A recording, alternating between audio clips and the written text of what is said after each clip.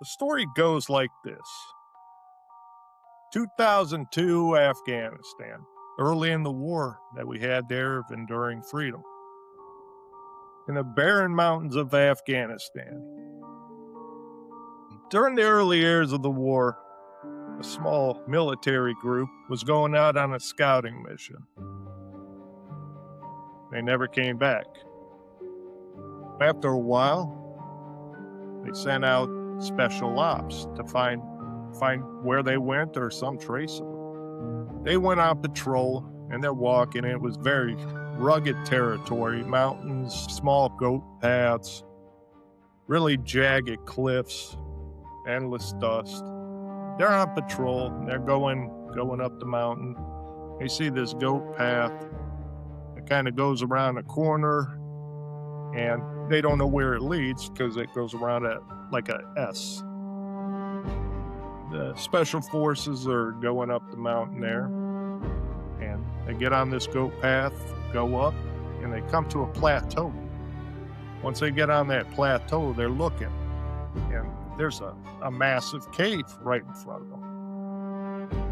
And as they're looking around, they see like pieces of military equipment. There's some radio pieces there. There's scattered bones and pieces of some of their uniform. They were like, what the hell happened here? They thought this was an ambush site. They're sitting there and they're getting ready because they don't want to be ambushed. One of the guys, he was looking directly into this cave and he thought he saw some movement. And then, out of nowhere, a towering figure, said to be about 12 to 15 feet, with long red hair, 6 fingers and 6 toes, emerged from this cave, carried this massive spear. As these special op people are seeing this giant emerge, he's growling at these guys.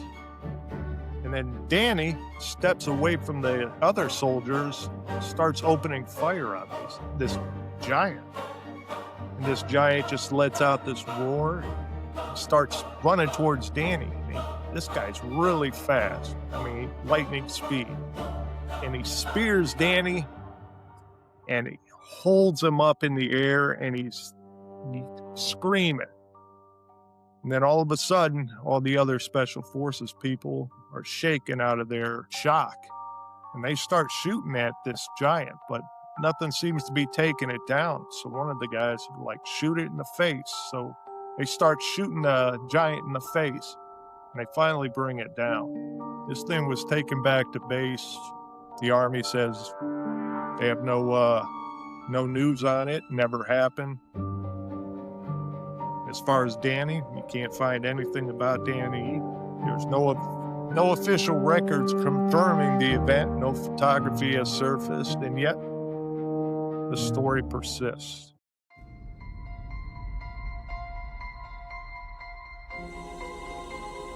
What do you see when you're in the dark? Welcome to Buried Stories. I'm Jeff Mercurio. With me tonight is the crew. Wendell Brown. Wendell, how you doing? Hey, Jeff. I'm doing fine. How are you tonight? Good. And Steve Mercurio. Steve, how you doing? Oh, I'm hanging in there, man. It's good. Gotcha.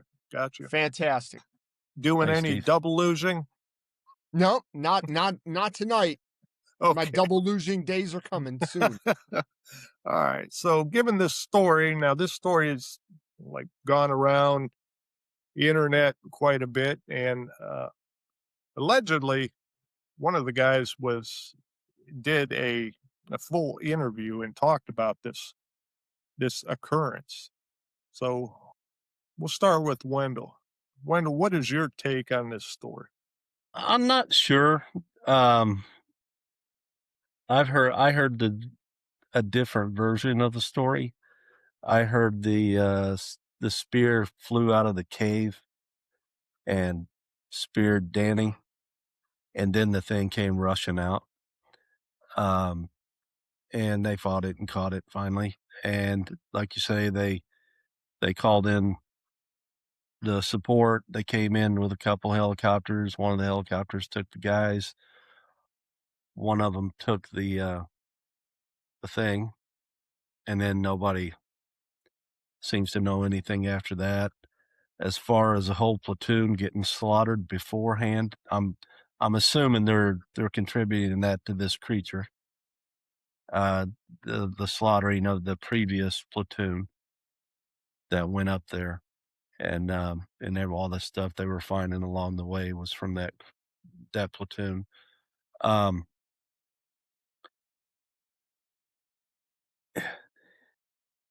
I don't,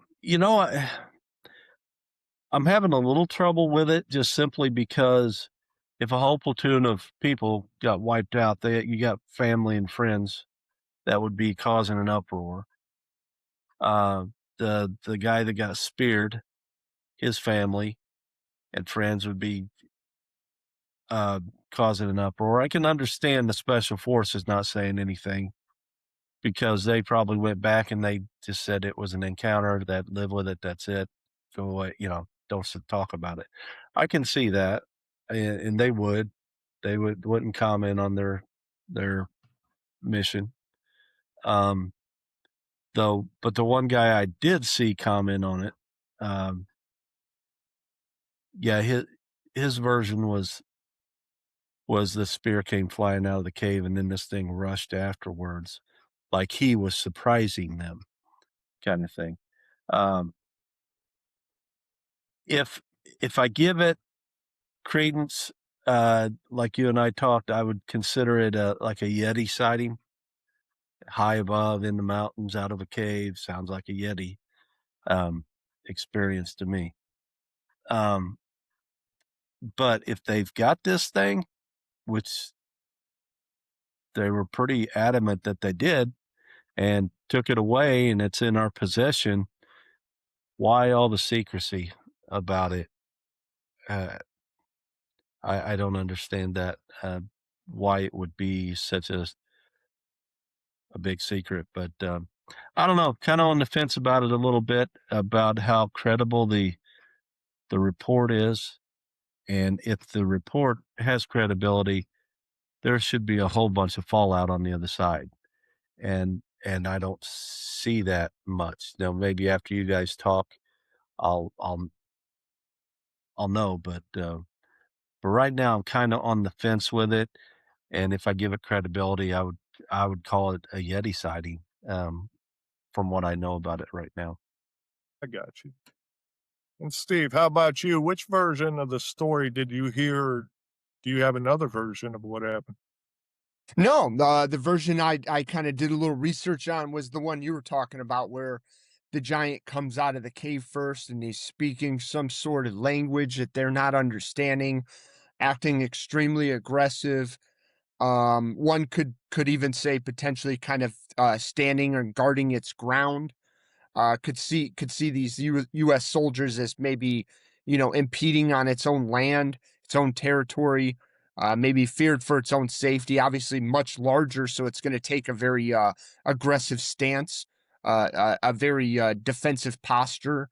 But yeah, the story I heard was the one you kind of told, where it comes out of the cave just like that, yelling, screaming, um, and then obviously the U.S. soldiers kind of start stepping towards it. I look overall, I think this is a very interesting story. I had not heard about this before we had done this show, and you go back. We've had many discussions about the Bible. Occasionally we kind of compare some things, and I mean, this isn't. I mean, it's far, but it's not super far from essentially where your kind of Bible ground stands, right? So if they talk in the Bible about giants, what's the possibility some of these things possibly surviving out there? We talk about Bigfoot all the time and stuff like that, and we don't have a skeleton of a Bigfoot yet, right? Like, but it's starting to become more and more mainstream that people are thinking that there is something that exists. There's too many stories. Um, you know what? Here's my take, an interesting kind of perspective on this. Of all the things, look, all the things that somebody could say they had an encounter with, right? A giant. I mean, I look. I'm not going to say it's true, but I'll say this: it's an odd thing to tell a story about, right? Look, you could have said, "Oh, we encountered like Wendell said, a Bigfoot or a Yeti, or we encountered aliens." At shoot, even nowadays, you'd get more credibility saying you saw a ghost. So it's almost like such a story out there to bring up that we experienced a giant.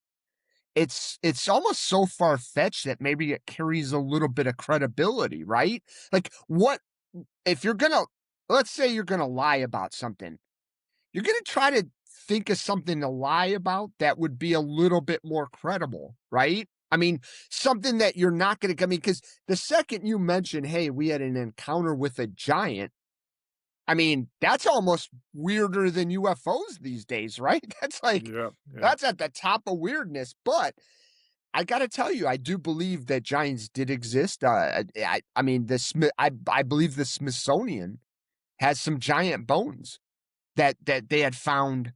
Could have been in the Utah area. There's many areas where they talk about possibly finding giants, and like I said, the Bible references giants. I mean, it's still a little bit out there. Don't get me wrong, but I mean, it's an odd thing to kind of tell a story about, right? I mean, if you're going to say you encountered something, why a giant? Yeah, and that's Yeah, what I I was agree. saying too, Jeff. That's what the detail, just like, we talked about Billy Myers. Why say you communicated with the aliens and had breakfast with them and this and that? Why go that far? It just takes it further. And with this, it's the same thing. You got a lot of detail. You got a dead platoon. You got a dead person in your special ops group. I mean, you got a lot of death in here that would be accountable to somebody, and somebody would want to know about it. And so I'm sort of with Steve. It's almost so far out there that maybe there's something to it, but I'll listen to more of what you had to say. I know you dug a little deeper. Well, I do got a question about this incident. As you said, the special forces would say we had an encounter and lips closed. So, if the special forces were the ones that were telling or had this encounter and they were tight-lipped about it, then how did this story generate in the first place? You know what I mean? Yeah, yeah. There were times when I was in the military, like Guantanamo is an example where there would be shootings at the shots fired, I'll say, at the gate, and it would get reported differently. You would never hear that shots were fired, and that's for political reasons and other things. Yeah. Um, keep the congressman from coming down to visit, kind of thing. Um, so maybe it's something along those lines. Still, there's accountability that has to be made if there's loss of life, and so I wish we had more resources that we could dig and the time to dig into every individual in the platoon and who went out, who didn't come back. Same same way with the platoon before them, you know. But yeah, I'm with Steve though. It's kind of so detailed that there's something maybe to it. I'm gonna go out on a limb a little bit here. This platoon that was wiped out, is it odd for me to think that since this took place from a giant and they carted it off, that they wouldn't put put them in a box and send a letter. Your son or daughter fought valiantly and Oh, it's during this. exactly what they Okay, get. Yeah, right. So that's exactly what they they did. could kind of push that under the rug, right? Yeah, you might suppress it for the mere fact that you don't want questions. Right. You tell the All right. family they fought, there was an incursion, law, your relative was lost, and you get all the normal routine as far as condolences, but you don't ask questions. Yeah. And if you ask questions, they could be easily deflected. It was a military engagement. I mean, there's chaos and this and that. Uh, but yeah, you wouldn't. I guess that makes sense to me now that you probably wouldn't say it was a Yeti encounter or whatever, a giant encounter, because then you're the one thing. It's sort of like the companies we all work for. The one thing they tell you is don't make the newspaper. You know, just whatever you do, don't make we have public relations that talk to the newspaper. Don't make don't make the paper. And that's I could see that now from the standpoint of the military. Now this is going to generate way too much interest in what we're doing, where we're doing it, and we'll just deflect it. Well, I was just kind of thinking a couple things here. Looking back at the story, I kind of wish that they might have gone a little bit more in depth in the condition that they had found the platoon that they were looking for. I mean, were the bodies in the cave? Were the bodies around the cave? I know that they had found equipment. It's so it'd be kind of interesting, and also it'd be really fascinating to find out what this giant had in the cave. What equipment did this giant have bodies or equipment from prior wars? I mean, how long do these things live? Could this thing have been, stacking up equipment and all kinds of stuff? Now, granted, it probably wouldn't have a clue what it had, but I'm saying I would assume any equipment that it's picking up, especially to keep others from coming to look for it. I would assume it's probably picking it up, throwing the trash away somewhere. One could think back in the cave. It'd be really interesting to know what did they find back there. Yeah, that would, but I haven't seen a story about any of that if Yeah. they scouted the cave. But the one thing, and I'm asking you, Steve, on this, these giants, the red-haired ones are especially, they're very combative, and I've read that that they're cannibalistic as well. Did you read any of that?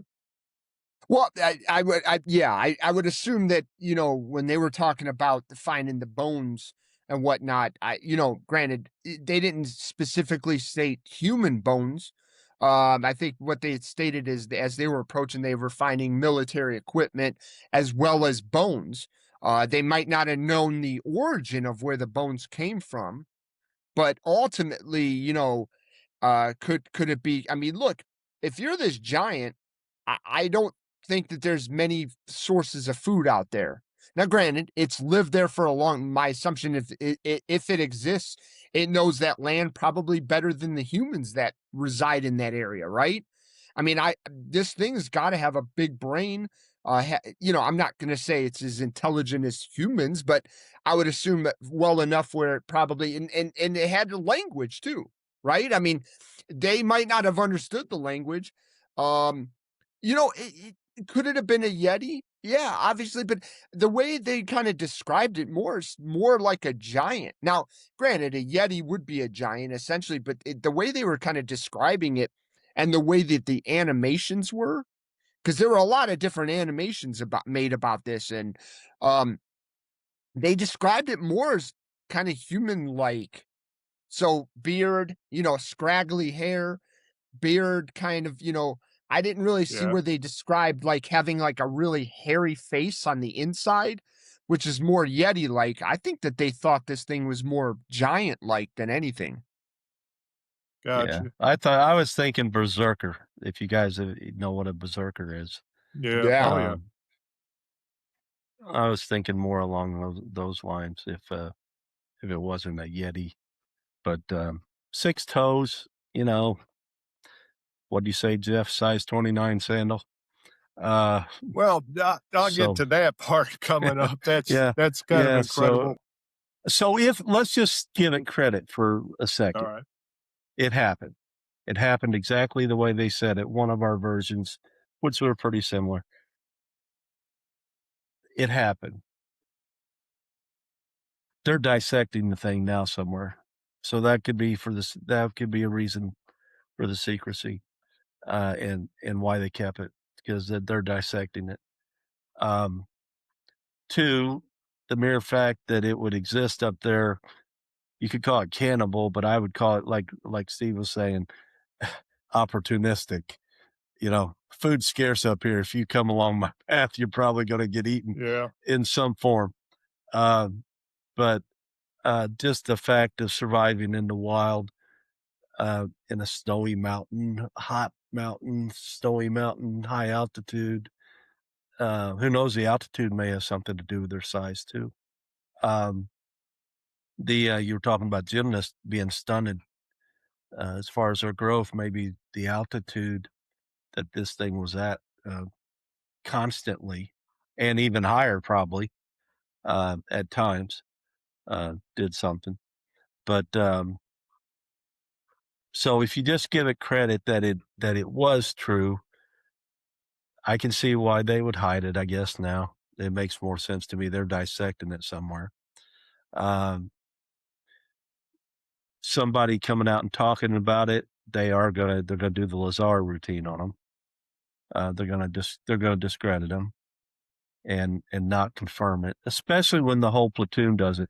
And when you're in a special forces platoon, I can see the struggle, because you're not supposed to talk about what you do.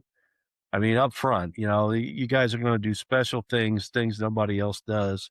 You're going to see things nobody else sees, and we expect you not to talk about it after the fact. So I can see where a majority of them stuck to that creed, and somebody came out and talked about it, and now it's of interest, which is exactly what they want to avoid. Is you gotcha. interested in? We really don't want you interested in our business. So, on what we do. But if you just give it credit that it's true, the thing's being dissected somewhere, and I don't. It's not I don't think it's a big leap that something exists up there. I don't think that's a large leap at all. I mean, there's things in our world we have no idea about. But interesting story though. Paiute Indians have an oral tradition in the Great Basin region of present-day Nevada. So the Paiutes described this, and they called them the Siteka, and it's often translated as the tool eaters, who lived in the marshlands, raided settlements, and threatened nearby tribes. According to the legend, several tribes came together and eventually united against them and drove the remaining Setika into what is known as Lovelock Cave, where they were trapped and killed after fires were set at the entrance. While the story is an important part of Paiute folklore, archaeologists generally view it as a blend of legend and cultural memory. So the Paiutes, they describe these giants as having red hair, and as a matter of fact, because usually the ladies would be almost like the leaders of this tribe and stuff. They looked at the older lady as mom, throughout her lifetime. Well, she had a string of dark red hair wrapped in one of her ponytails that was going way down when more of the Western settlers and archaeologists were looking into it. But she was noted as having this red strand of hair, and they asked, "Where'd you get that?" She's like, "Lovelock Cave," and she told the oral tradition of what went on. So archaeologists go up there, and they find this sandal. So they pull this sandal out, and the sandal was actually 15 inches long, made of crude leather. So in today's shoe size in the U.S., it'd be a 29. Now it's not put in any official museum, but it is on display at some alternate museum. They also found big spearheads, and it was mentioned that they also found a giant skull and some bones of giants as well, but archaeologists dismiss that And if you're the Smithsonian, what are you going to say? Never happened, you know? So if these guys, the Paiute Indians, were fighting red-headed giants that were cannibals, and in Afghanistan, they're fighting this giant, and a whole platoon goes missing. If you correlate the two, I mean, I can see how this thing exists and spans across the globe. What do you say, Steve? Well, I mean, could this be an early form of like Homo sapien? You know, we always kind of looked at the Yeti or Bigfoot as kind of that long lost, branch of genetics. Could that be what this is?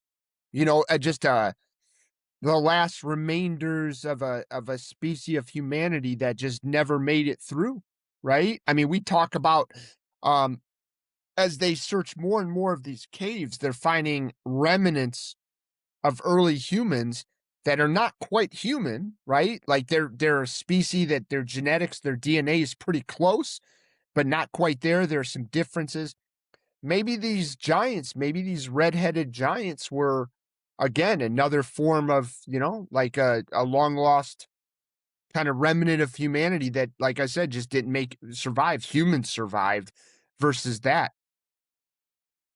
Yeah, I could see that. What do you got to say about that one? As far as the Paiute Indians dealing with the same type of creature or giant as the incident in Afghanistan, Wendell. Well, like I said, I don't think consider it a large leap that they exist. Um, I think there's a lot of work from many authoritative agencies to keep us in our paradigm, to not let anything get too wigged out and confirm anything too crazy. Um, which really astounds me because if you ever see some of the deep sea diving videos, you see some of those creatures swimming around. There Oh yeah, is no way they're from Earth. right. They glow in the dark. They're centipedes and they shape shift, and not that I don't mean they're not from Earth, but they're different, and and we don't know anything about them. And just like I have no doubt that these things probably did exist, and who knows if some are still running around. It could explain all of our Bigfoot and Yeti sightings, or the stragglers that the hangers on, from a past of giants and things. Um, I don't know. I find it, with the Native Americans, I guess you could say, the older stories I tend to believe more than the modern ones, since in America, since we're so surveilled now and everything is so I mean, we have such high traffic everywhere. Um, it's hard to believe like something today is hanging out in, what do you call it, Lovelock Cave. Right. But Well, um, that place oh, became yeah. a archaeological site, and now you can only go so far and get tickets, and you can go in the cave. So they took that over. Yeah. And the Smithsonian, it's sort of like we talked about. I consider them in the same breath as the scientific community. You can find a giant, you can see a giant, but you're not believable. I always laugh at, they always talk about credible witnesses, on the UFO side. What's that guy, Greer? And he's done yeoman's work for the disclosure stuff, but he's always citing a high place source. He's always citing a credible witness. Now, I don't care. I will look you square in your eyes and say, you could be a stealth bomber pilot and you have no more credibility than the housewife that stood on her back porch and just saw a flying saucer in her backyard. You have no more credibility. And Absolutely. they always have to go back and say, well, she saw it, but but the pilot that saw it all of a sudden is more credible. No, I had to wonder, where is your logic in that? You think, I mean, you're basically saying he's smarter, or the pilot's smarter, that this person doesn't know what it could possibly mean when she was standing on her back porch and it hovered right over her head. It's pretty, commonsensical. And the same thing with some of this stuff with Smithsonian, back to what I was talking about. Don't really trust them, Jeff, because like the scientific community that has to have their peer reviews and go through the process, and then after you go through the process, still the scientific community has to accept your hypothesis, or it's not credible. I don't see the logic in that. And the same thing with the Smithsonian. These things, I'm sure they cover up things for whatever their reasons are when they have it, and would tell you as a patron, hey, I came to see the stuff from Lovelock Cave, and they'll say, no, we don't have any. Right. I can see that. So it drives me batty, the thought in the world, and especially America, that you have to have some kind of credentials to be able to tell the truth. Yeah, And it's sad. so they're definitely not going to give the Native Americans any credibility. Right. Right. None, zero. They couldn't possibly. They didn't go to the right school and do the right profession and run in the right circles now to be credible. And that's somewhat frustrating. But as far as what we were talking about, I think the things probably did exist, and maybe there's a straggler or two hanging on, but I think I think the outside world tries to disprove it a lot more than they try to accept the witness testimony. Yeah. And I Steve, don't what know do if you I got answered on your this question or not. oral Paiute story of the oral tradition? Well, okay. So, I understand, because when you talk to natives, okay, and you listen to their oral history, they don't describe things like we describe in English, right? They're describing things that historically are significant to them. So if they're going to describe a giant, or they're going to describe this or that, they're going to do it in terms of what it is that they know, right? Things that they can compare it to. But to us, that would sound alien to us, or to our ears, I mean, and so it clearly played a much more significant role in their life. They probably lived generations distant from this Loveland cave, all for that reason. You know what I mean? So you're talking multiple generations that were probably telling these stories to each other, right? And that's why it carried a lot of weight with them. So I give them a tremendous amount of credibility. What did they see? I couldn't tell you there, but I would say it's probably close to what we're describing here. And another thing, when you think about, when we talk about early humanity, one of the things that generally stands out is that we had to live in smaller groups of people, right? Because food was scarce. All right. So you got to be able to have a group of people that you can feed. Well, it makes sense that if you came across giants, you'd probably only come across one, maybe two, or maybe a family at most. Because think of how much resources those things need to eat on a day. We always hear the stories of what it's like in a zoo to feed lions, to tigers, bears. Oh Yeah. my, right? Like, think about that. It takes a lot of meat to feed those. And I would imagine that this giant probably even eats more than them, potentially, right?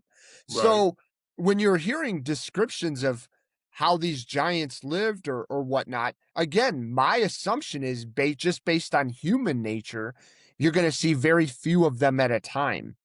And it would probably be a reason why they might not have made it this long in history. again, you need a lot of food. And up in Kandahar, again, I can't imagine you coming across a lot of food all the time. So you'd probably only come to see one of them, right? One, Right. maybe two. Same thing with these Native American tales. I don't know how many they describe, Jeff, and I don't know if that information's in the story, but I know they mentioned multiple, but you know, multiple, what does that mean to them? I would Right. assume a very small amount, like number of them. Yeah. And I'd like to see some of the hieroglyphics, like on the rocks and stuff like that, of what they were interpreting these things as, because the hieroglyphics go all the way back to, ancient times over in the Middle East. They had hieroglyphs of these giant people, these giants, and there's tales of giants. And like you said, the Bible is full of giants. But Wendell, back to something you said that was piqued my interest there. These people that go missing in uh in some of our parks, national parks. And some of these parks are like up in mountains and stuff like that. And they go missing, and all of a sudden they find the clothes like 7 miles away up real high on the mountain. Could it possibly have a connection there? I Good, Yeah, good. It's yeah, just as good as anybody else's right, else's right, explanation for what. I mean, nobody else seems to know.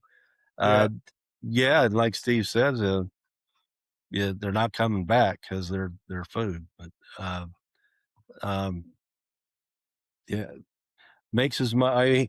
It's a little far out there to assume that, but yeah, could you make the connection? Uh, one of the plausible explanations, if they exist, yeah, yeah. Well, just speaking about it, kind of going back, you had asked a good question earlier, Jeff, which was, are these things cannibals? And I would say this. I don't necessarily think that they're cannibals. And here's why. They're not eating, I would assume they're not eating each other. When they see humans, we're not the same species as them. So it'd be like us eating chickens in a way, or us eating, a medium-sized mammal of sorts, right? Because, I mean, if you think about it, if this thing's 12 to 15 feet high, I mean, some of our regular average is what, 5'9"? You know what I mean? Like, Mm, yeah, we're yeah, potentially one-third the size. We're a chicken wing to these things, right? yeah, Right? I mean, it's BW3 night at the Giant's Cave, right? You, you got a yeah, platoon coming. yeah, Suddenly, all yeah, you're missing is the hot sauce, right? I I know. mean, and again, that, by the way, that's for Tyler in the shorts. Um, here's the thing. I mean, we talked about if the helicopter came and picked it up, right? And I agree with Wendell on this, which is they probably dissected this thing, but there I would assume there'd be a lot of pharmaceutical value to this giant because its genetics, I would assume, are even though probably the majority close to what humans are, I would suggest that there's probably some things in their blood or their DNA that could help alleviate some of our, different diseases, different chronic illnesses, you name it. So there's got to be some medicinal value in that. So of course, gives a reason why they would completely deny that happening, Yeah, that's a good right? point. I never thought about the scientific value, especially in pharmaceutical. And they are trying to reshape how our soldiers are. If they could get the DNA, which makes these giants aggressive and almost like bullets don't affect them and things like that. So yeah, I could see hmm that taking place. Any yeah. last Y- words, Wendell? Well, like I was saying, if you wait on this so-called credible witnesses, you'd never hear anything because there's one, it's part of their job not to talk, um, and two, wouldn't risk their livelihood. So the only way we ever hear about stuff like this is from people who I call credible, but to tell the story and come out and even though they may not be the pilot that saw it or whatever the case may be. The police officer that kills me. They always talk about police officers and firemen are all of a sudden more credible than the plumbers and the electricians that see the same thing, but here's your credible witness. He's a police. Why? Why do you put credibility in those buckets? And so as far as this goes, it's an intriguing story. And like Steve, never heard of it before we started looking at it, before you mentioned it. Never heard of it. So I don't know where it seeped out into the mainstream first. But I have always heard of Yeti sightings, and I've always heard of the Bigfoot sightings. And I truly do consider this not so much a giant by in those terms, but what has been called Yetis in the past in the high mountains. I consider it something like that. Another report of that. Now, obviously, the ones in the past may have not had the chance to go into detail of these things can throw spears and articulate to some degree and this and that. But I would categorize it as that. But it is interesting. There are a lot of questions just because of the accountability that would need to be done. But it does make more sense when they took it away. They denied it from there, and you haven't heard anything else about it from what Steve said, from scientific reasons, from what you said, soldier gene manipulation purposes, that kind of thing. So whether it existed, it's a little out there as far as to believe it exactly how it was told, but I will definitely be watching for hints because, like I said, we would never know about Roswell and a lot of other things if we didn't believe the people who told the first story. Yeah. Steve, well, my internet connection went out for a second there, so I didn't hear the last part. Did you finish up just now, Wendell? Yeah, I finished up. It's still on the fence a little bit. I got you. So probably for the last minute, I was like, you know?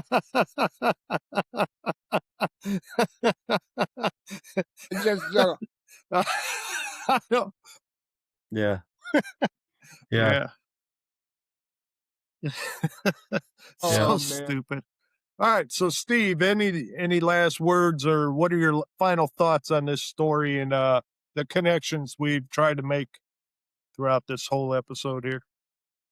I just for some odd reason, I see where Wendell's going on this. And yeah, I guess if you think about what a potential human like or, as close to human like, when I was listening to the descriptions in the stories I heard about this, again, when people are describing Yetis, a lot of times people think that that's closer to more being like an ape-like creature, face that kind of has more of an ape-like appearance. Different colors though. You hear Yetis anything from white, dark brown, red. Obviously, we've heard red before. Different variances of browns and reds all the way through. So I don't think that it's far-fetched to say that that's potential Yeti. But the weird thing about this story though was like I said, they described this thing more as like a human-like, so more giant-like.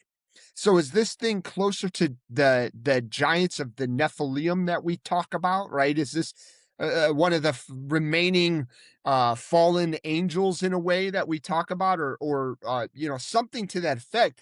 I think that's what stood out to me the most in this is this was more described as a very large human, than it was more described as a Yeti or anything. And I think that stands out. Now, listen, if those soldiers came back and said, "Hey, we came across and we got attacked by a Yeti," although there would be a lot of people laughing out there. That's why I think this holds a little bit of credibility because, obviously they didn't describe it that way. I mean, it could be that way because we don't know. We don't have any official, Yeti, posters, or it's all what we Right. think of, right? Right. But this one seemed to be, more human or human-like. And I think that for soldiers to come back and possibly spring that out, that being so far-fetched, it seems to maybe hold just that a bit of credibility. Because if you're coming back and you're describing this, again, you could have said alien, UFO, ghost. More people would have believed it. But the fact that you said giant, that looks a little bit more human-like, you're going to have a lot of people shaking their head at you, but it does spark some interest. Like it's so far-fetched. Could that be? Like, could it have been? So that's kind of where I'm at with it. I got We you. could have confirmed. Jeff, I do think maybe there's a connection with the redheaded temper thing with it, though. Yeah, very much so. You know, Yeah, redheads have yeah. tempers. And Yeah. it did strike me that they really said his hair was fire red kind of thing. Right. Yeah. Right. Now, as far as I go, there's connections back all the way, dating back to Genesis in the Bible. So to me, it's not far fetched yet. There would still be some around. Do we see them? No, I mean we don't really see them all that much. But if you go to some of these remote places, I mean, and you're on your own, or with a small platoon or a gathering or something like that. That's where these things might be inhabiting, for all we know. Yeah. And the platoon was probably the one that got wiped out was probably only about 6 people. Right. I mean, you're not talking about 30 or 40 guys. You're talking about small platoon size. So. Gotcha. And by the way, they wouldn't have expected that either. Let's be honest. Right. I mean, at least the special forces that went up there looking, they knew something. They knew that this platoon went missing. They knew there was something up there, whether it had been, enemy soldiers or whatnot. So they were already kind of on the hunt to look for something, right? Obviously not giant, but I would imagine the platoon that went missing probably had no clue what came at them. Yeah. No clue. Yeah. So, yeah. Well, ladies and gentlemen, that's our view on this story. If you got a view, please leave it in a comment below, whether you think it's a Yeti, a giant, or we're just fools. Feel free to leave a comment below, hit subscribe, hit that like button. And if you got a story that you'd like to share with us, please share your story. Don't be shy. At buriedstories74@gmail.com. And from us, thank you for watching.